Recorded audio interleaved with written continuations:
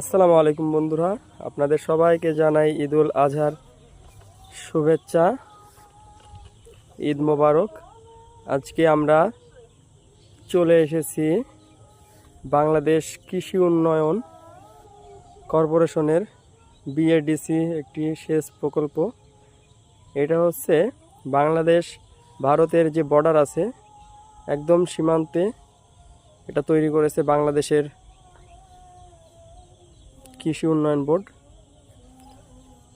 আজকে আমরা ঘুরতে এসেছি মোহাম্মদ ফারুক হোসেন, আর এখানে বিজনেসম্যান মোহাম্মদ সাকিব আল হাসান।